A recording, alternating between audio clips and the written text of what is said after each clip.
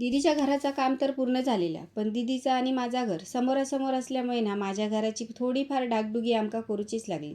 त्याच्यामुळेच ना आज दीदीनं आपली सगळी अस्त्रशस्त्र घेतल्यान आणि भिंतीक प्लॅस्टर करूक सुरुवात केल्यान. गेले 3-4 दिवस झाले आपली मम्मा भरपूर काम करता. म्हणान ना मम्माक एनर्जी एक हवी म्हणान एक बोलून मम्माक गोड गोड पप्पी दिल्यान. मंदुकशीने मम्मा अजून जोमान कामाक लागली. तितक्यात इलो भंगार बालो. आत्तापर्यंत साठवलेला सगळा भंगार देऊन टाकले. त्या दिवशी गोलूची तुटलेली सगळी खेळणी भंगारात देऊक बाजूक काढलेले. पण कसला काय गोलूक तीच खेळणी हवी झाली. तशी माका पण ती खेळणी देऊक जीवावरच इलेला म्हणा.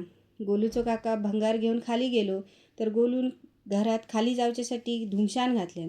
मग काय चला म्हटलं जाऊया आताच खाली. खाली इल्यावर ह्या रेतीत असा JCBने खेळायचा ह्या त्याचा रोजचा काम झालेला. थोडा वेळ खेळला मग कसं तरी त्याला समजावून घरी घेऊन इले. त्याला थोडंसं खेळण्यात गुंतवलं आणि मी माझ्या कामाक लागले.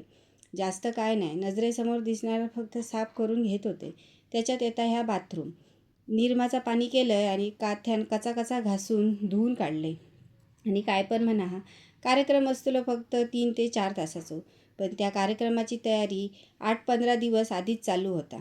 बाथरूम घासून झाला आणि इले हॉलमध्ये. ह्या इतक्या सगळ्या रोमाट बघून कंटाळो तर खूप इलेलो. पण सगळं कंटाळून बारदानात गुटावून बाजूक ठेवलं आणि सगळा काम आटपून गेले. त्याच्यानंतर फ्रेश झाले आणि आज ठरवलेलं आहे काय पण झालं तरी चलात पण झोप तर लयच. पण कसला काय त्या झोप काढूच्या